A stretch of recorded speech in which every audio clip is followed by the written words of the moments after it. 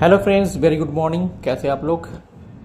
জানতে হবে চ্যানেলে আপনাদেরকে সবাইকে স্বাগত। যারা ইউটিউবে দেখছেন তারা চ্যানেলকে সাবস্ক্রাইব করবেন, আর যারা ফেসবুকে দেখছেন পেজকে ফলো করবেন। ফ্রেন্ডস, কালকে আমি একটা ভিডিও দিয়েছিলাম, যেটা হচ্ছে যে আপনি লোনের ইএমআই দিতে না পারলে আপনার সাথে কী কী হতে পারে, আপনি কী কী স্টেপ ফলো করবেন। তো অনেকেই পছন্দ করেছে ভিডিওটা, অনেক ভিউ ভালোই হয়েছে। তো আমি আজকে যে ভিডিও দিচ্ছি সেটা হচ্ছে যে যারা ক্রেডিট কার্ড ইউজ করছেন, ক্রেডিট কার্ড আপনার আউটস্ট্যান্ডিং হয়ে আছে, ক্রেডিট কার্ডের বিল দিতে পারছেন না, আপনাকে প্রচুর ফোন আসছে, আপনাকে কল আসছে, আপনাকে হুমকি দিচ্ছে, ঘন ঘন ফোন আসছে, আপনার ফ্যামিলি মেম্বারকেও ফোন করছে। তাহলে কী করবেন শুনে রাখুন। দেখুন, ক্রেডিট কার্ড যে লোনটা হয় না, সেটা হয় হচ্ছে আনসিকিউর লোন। ওকে, আপনি অনেক দিন মিনিমাম পেমেন্ট করেছেন, যে ধরুন ক্রেডিট কার্ডে আপনার আউটস্ট্যান্ডিং হয়ে আছে, ধরে নিলাম 50,000, কথা কারো 1 লাখ, কারো 2 লাখ মিনিমাম পেমেন্ট দিয়ে চলছেন, বা পেমেন্ট দিতেই পারছেন না, আপনার সময় খারাপ, আপনার পরিস্থিতি খুবই খারাপ, আপনি জব নেই বা ফ্যামিলি মেনটেন করতে গিয়ে আপনার সব টাকা ফ্যামিলিতে চলে যাচ্ছে, আপনি ক্রেডিট কার্ডের লোন শোধ করতে পারছেন না, অথচ ব্যাঙ্ক থেকে কিন্তু প্রচুর ফোন আসছে। এক্ষেত্রে বলে রাখি যে আপনি যদি লোন দিতে পারছেন তাহলে দিয়ে একদম খালাস হয়ে যান। যদি কোনো অপশন থাকে অন্য জায়গা বেচে বা কিছু সোনাগয়না বেচে আপনি দিয়ে একবারে রিলিজ হয়ে যান। কিন্তু যদি দেওয়ার পরিস্থিতি নেই, তাহলে আপনি একদম পরিষ্কার যে আমি এই মুহূর্তে দিতে পারছি না, আপনাকে আমি আর দিতে পারবো না, আমাকে টাইম দেওয়া হোক 3 মাস, 6 মাস বা 5 মাস। কিন্তু ব্যাংকের এখানে পদক্ষেপটা হচ্ছে সবচেয়ে ভূমিকাপূর্ণ, কারণ প্রথমে ব্যাংক থেকে ফোন করবে আপনাকে, একটা সার্টেন পিরিয়ড অবধি ব্যাংক ফোন করবে, তারপরে কিন্তু এরা থার্ড পার্টি এজেন্টকে এটাকে হ্যান্ড ওভার করে দেয়। আর থার্ড পার্টি এজেন্টের মধ্যেও দুটো ক্যাটাগরি হয়, 2-3টা ক্যাটাগরি। প্রথমে আপনাকে বাইরে থেকে, কলকাতা থেকে বা দিল্লি থেকে, বোম্বে থেকে ফোন আসবে, ঠিক আছে? ফোন আপনাকে ফোন করবে, বিরক্ত করবে, বারবার ফোন করবে, কোনো ফোন করবে, 1 নাম্বার থেকে আরেক নাম্বার থেকে, 2 নাম্বার থেকে, একটা ফোন কাটবেন আরেকটা ফোন করবে, একটা ফোন কাটবেন আরেকটা ফোন করবে। কিন্তু আপনি একজনকে বলে দেবেন, আরেকজন ফোন করবে, একজনকে বলে দেবেন, আরেকজন ফোন করবে। তো আপনি ধরুন ফোন রিসিভ করছেন না, বা আননোন নাম্বার ব্লক করা যায়, সেই আননোন নাম্বার ব্লক করে দিলেন, ফোন আসলো না, ফোন করে দেবেন। মোবাইলে একটা সেটিং থাকে আননোন নাম্বার ব্লক, তাহলে কি আননোন নাম্বার থেকে ফোনই ঢুকবে না। ওকে, তাহলে আপনি যদি আননোন নাম্বার ব্লক করে দেন, তাহলে আপনাকে হয়তো ফোন ঢুকলো না, ফোন করতে পারেন। কিন্তু একটা টাইম পিরিয়ড পর দেখবেন আপনার যে লোকাল এজেন্ট হয় না, লোকাল এজেন্টের কাছে নাম্বার চলে আসে, তখন লোকাল এজেন্ট আপনাকে ফোন করবে, আপনার বাড়িতে চলে আসবে, আপনাকে থ্রেট দিবে, আপনাকে করবে, টাকা লাগবেই, দিতেই হবে। কারণ এদের কাছে ধরুন আপনার যদি 1 লাখ টাকা ডিউ থাকে না, তো এই যে কালেকশন ডিপার্টমেন্ট এদের কাছে প্রায় 30-40% অবধি এদের কাছে কমিশন দিয়ে দেয়, যে আমাকে এই টাকাটা লাগবেই। ব্যাংক যখন আপনার এনপিএ, যখন একটা যখন লোন চলে, যখন আপনার ক্রেডিট কার্ডের লোন, যতক্ষণ ব্যাংক চেষ্টা করে যে আমরা এই কাস্টমারটাকে এনপিএ মানে হচ্ছে যে কাস্টমারটাকে আমার হারাতে চাই না, মানে এক শেষ পর্যায়ে আর কি, ঠিক আছে? তার আগে অবধি ব্যাংক খুব চেষ্টা করে এইভাবে আপনাকে কল করে আপনাকে প্রচুর চেষ্টা করবে। যখন এনপিএতে চলে যায়, তখন হয় কি, ব্যাংকে ওটাকে এনপিএ করে দিল যে এই কাস্টমারটা আর পাবে না, এখান থেকে যা আসে আমার তাই লাভ। তখন একটা থার্ড পার্টি এজেন্টকে দিয়ে দিল যে আপনি এখান থেকে আমাকে যত পারেন কালেকশন করে দেন, 40% আপনার, 60% আমার, বা 60% আমার, 40% আপনার। তখন আপনাকে কেমনভাবে হ্যারাসমেন্ট করবে আপনি নিজেও ভাবতে পারবেন না। আপনার রাতের ঘুম চলে যাবে, দিন রাত 24, আপনি ঘুম থেকে উঠবেন সকাল 7টার সময় দেখবেন আপনার ফোন শুরু, লোকাল এজেন্ট আপনার বাড়িতে আসবে, ভিজিট আসবে। যদি বাড়িতে আসে, আপনি একটা কথা, আপনি ভয় পাবেন না।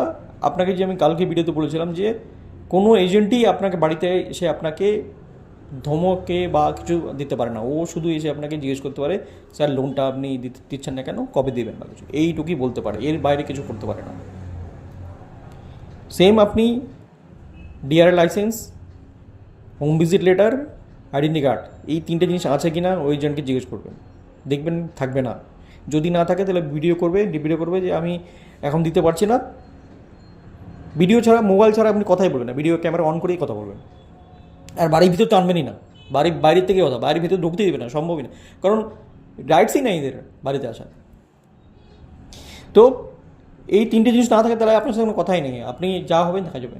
আপনাকে ভিডিও করে, আপনি যদি বেশি অস্তিত্ব করে ভিডিওটা করে, আপনি কী করবেন, সরাসরি রিজার্ভ ব্যাঙ্ক অফ ইন্ডিয়া, আর ওই যেই ব্যাংকের আপনার ক্রেডিট কার্ড, সেই ব্যাংকের রিজনাল অফিসে, ওদের যে কাস্টমার কেয়ার দেখবেন ইমেল আইডি থাকে, আর রিজনাল অফিসে কাস্টমার কেয়ার ইমেল আইডিতে প্লাস ট্যাগ করবেন আরবিআইয়ের ডিপার্টমেন্টের আরবিআইয়ের কাস্টমার কেয়ারের ইমেল আইডি পাওয়া যায়, আরবিআইয়ের ডিপার্টমেন্টের ফাইন্যান্স ডিপার্টমেন্টের যারা ব্যাঙ্কিং সেক্টর আছে, ওই মেল আইডিতে আপনি গুগলে সার্চ করলে পেয়ে যাবেন। অ্যাটাচ করে ভিডিওটা অ্যাড করে দেবেন যে আমাকে হ্যারাসমেন্ট করছে, আমার বাড়িতে এসে প্রমাণ করছে যে আমাকে প্রেশার দেওয়া হচ্ছে, আমি দিতে পারছি না, আমাকে কিছুদিন টাইম দাও, এইভাবে একটা মেল করে দেবেন। দেখবেন কিন্তু এরা তো মানবে না, এরা আসবেই আপনার বাড়িতে, কিন্তু আপনাকে স্ট্রং থাকতে হবে। আপনার কাছে নেই, আপনার এক কথা আমি এখন দিতে পারবো না, কোনো টাইম নাই যে দেখবো কেউ না, একদম নাই মনেতে নেই, আমি দিতে পারবো না এখন, পরে। এই যে এনপিএ হয় না, এই এনপিএ যে এই যে হোম ভিজিট হয়, এই পারোয়াটা যদি আপনি পার করতে পারেন, এই যে অ্যারেঞ্জমেন্টটা, এই যে আপনার উপরে টর্চারটা, বাড়িতে হোম ভিজিট, বারবার ফোন আসবে, এই জায়গাটা যদি আপনি পার করতে পারেন, তারপরে আসবে আপনার কাছে সেটেলমেন্ট। আপনার যদি 1,00,000 টাকা হয়, তাহলে দেখবেন আপনার কাছে অফার দেবে, স্যার আপনি আমাকে 40% দিন, আমরা সেটেলমেন্ট করে দিচ্ছি। আপনি বললেন আমার কাছে 40% আমার চলে যায়, আমি আপনাকে 20,000 টাকা দিতে পারবো, বলে দেবেন সরাসরি যে আপনি যেটা দিতে পারবেন।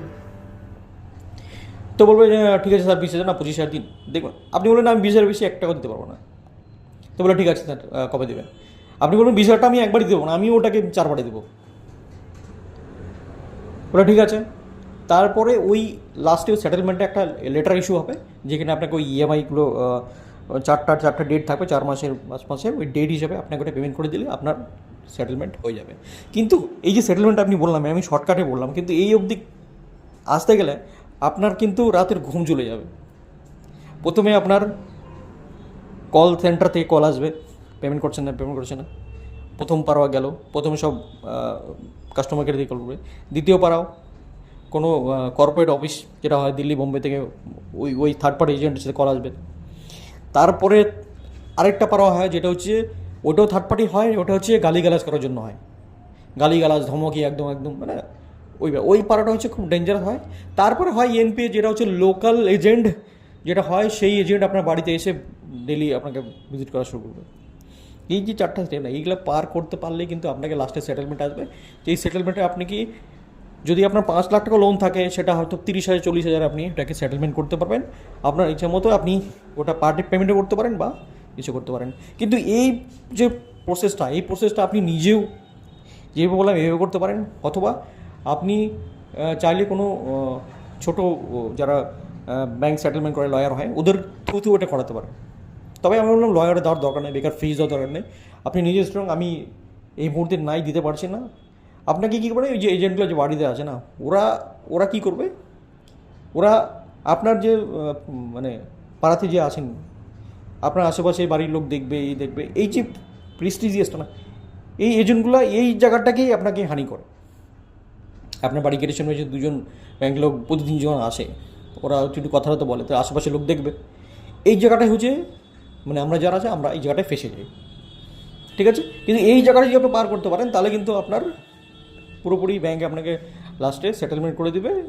5,00,000 টাকা হলেও আপনি 20% 30% আপনার সেটেলমেন্ট হয়ে যাবে। এই জায়গাটাই অনেকে পার করতে পারে না। তখন কী হয় অনেকে প্রেশারে সুইসাইড করে নেয়, অনেকে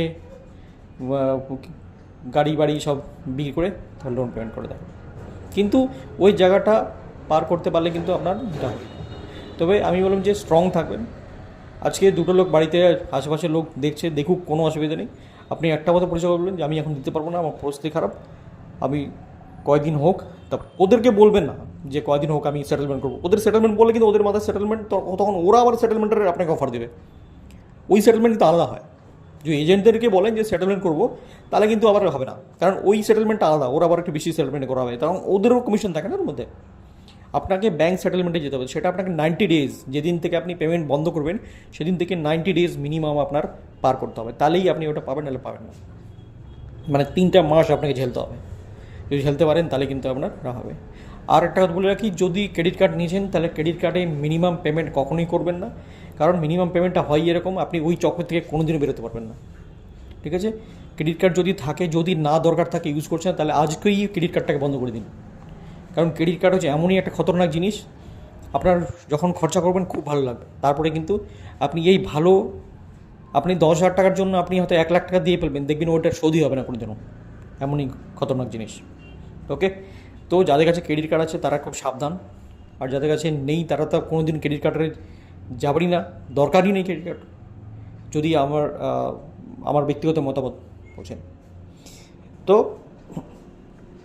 যদি আপনি ক্রেডিট কার্ড আছে তাহলে সাবধান, আর না থাকলে তো কোনো কথাই নেই, কোনো দিন নেওয়ার চেষ্টা করবেন না। হ্যাঁ, যারা ইউজ এখনও আছে অনেকেই, একজন গিনিস বুকের নাম উঠেছে, সেটা হচ্ছে ওনার কাছে 1600 ক্রেডিট কার্ড আছে। 1600 ক্রেডিট কার্ড গিনিস বুকের নাম উঠেছে। তো হ্যাঁ, তো যাদের কাছে ইউজ করছে, যারা মেনটেন করছে, ঠিক টাইম মতো পেমেন্ট করছে টাইম মতো পেমেন্ট করতে পারলে তাহলে কিন্তু, আচ্ছা টাইম মতো পেমেন্ট করা মানে কি, আপনার কাছে ইনকাম আনলিমিটেড আছে, আপনি টাইম মতো পেমেন্ট করে দিলেন। যাদের ইনকাম সোর্স লিমিটেড, আপনি জব করছেন, কোনো মাসে স্যালারি আসলো না, তাহলে কিন্তু ফেসে যায়। আর আজকাল যেটা হয় সেটা হচ্ছে যে আপনি, মানে আমরা কি জানো, আমাদের বাস্তবে এখন জীবনটা হচ্ছে এমন হচ্ছে যে সব দেখাতে গিয়ে আমরা কিন্তু ফেসে যাই। আরে আমার বন্ধুরা সবাই আইফোন নিয়েছে, আমার একটা আইফোন লাগবে, ক্রেডিট কার্ড তো আছে, ইএমআই করে নিই, বাস হয়ে গেল ইএমআই। সবচেয়ে বড় কোথায় ফেসে জানেন, আপনি আজকে যখন ক্রেডিট কার্ড নিয়েছেন, আপনি মিনিমাম পেমেন্ট করবেন, এই মাসে আপনার কাছে পয়সা নেই, আরেক জায়গাতে লোন করে আপনি মিনিমাম পেমেন্ট করে দিলেন, পরের মাসে ভাবলেন চলে আসবে পয়সাটা, কিন্তু ওইখান থেকে পরের মাসেও আসলো না, তাহলে ওই লোনটা চোকাতে হবে, ক্রেডিট কার্ডেরটাও আছে, তো আরেক জায়গাতে নিয়ে 2 জায়গায় দিলেন। এইভাবে করে লোক জর্জরিত হচ্ছে, খুব সাবধান। কারণ এটা আমি নিজে ভুক্তভোগী, নিজের লাইফ সে থেকে আমি বলছি, এখান থেকে বেরোনো খুব কঠিন। ম্যাক্সিমাম ক্ষেত্রে 95% to 97% লোক যায় না, ফেলিয়ার হয়ে যায়। তার জন্য কি হয় না, সুইসাইড লাস্ট অপশন বেছে নেয়। তাই আমি বলবো সুইসাইড করার কোনো দরকার নেই, মানে কোনো ভুল ডিসিশন নেবেন না এইসব জায়গায়। দেখুন, আপনি কোনো ক্রাইম করেননি, আপনি ক্রেডিট কার্ড লোন নিয়েছেন, কোনো ক্রাইম করেননি, এটা কোনো ক্রাইম না। কিন্তু আমাদের বাস্তব জীবনে সবাই সবার যে ভূমিকা থাকে না, যারা এজেন্ট আছে, যারা কাজ করছে, সবাই সবার মানে ওদের কর্মজীবন পালন করছে। আপনি 1 টাকা তো বললেন আমি এখন দিতে পারবো না, আমি যখন সময় হবে আমি ঠিক দিতে পারবো, এই কথাটাই একটাই কথা আপনি বলে যাবেন। আর আপনাকে স্ট্রং থাকতে হবে। আর হ্যাঁ, আপনাকে ছাড়া আপনার বাড়ির কাউকে কোনো দিনও ফোন করতে পারে না একটা এজেন্ট। ফোন করলে সেটা আপনি ডাইরেক্টলি কমপ্লেন করতে পারেন লোকাল থানায়, বা অ্যাজ পার আরবিআইতে, বা ব্যাঙ্কে গিয়েও ডাইরেক্ট কমপ্লেন করতে পারেন যে আমার বাড়ির লোককে পারেশান করছে। কোনো দিনও থার্ড পার্টি গিয়ে আপনাকে ফোন করতে পারে না, মনে রাখবেন। এগুলো হচ্ছে রাইটস, এগুলো আপনাকে জানতে হবে, ঠিক আছে? আপনি লোন নিয়েছেন, লোন দিতে পারেন নি, ঠিক আছে, আপনার রাইটস আছে। আপনি একটা পিটিশন দিতে পারেন, আপনি সরাসরি একটা কোনো ছোটো লয়ার থেকে একটা নোটিশ একটা করে আপনি ডাইরেক্টলি বিশেষে পাঠাতে পারেন, আরবিআইতে পাঠাতে পারেন, বা ওই ব্যাংকের রিজনাল অফিসে পাঠাতে পারেন যে আমি এখন দিতে পারছি না, আমাকে টাইম দেওয়া হোক, আমি এখন লোন, আমার জব নেই, আপনি পাঠাতে পারেন, দিতে পারেন। এগুলো কি, এগুলো জানতে হবে আপনাকে। শুধু লোন নিলাম আমি দিতে পারছি না, ভয় এজেন্ট বাড়িতে চলে আসে, আমার মাথা কেঁপে গেছে, হবে না। আপনাকে স্ট্রং থাকতে হবে, বি পজিটিভ। আর এগুলো হচ্ছে আমাদের রাইটস, আমাদের জানতে হবে।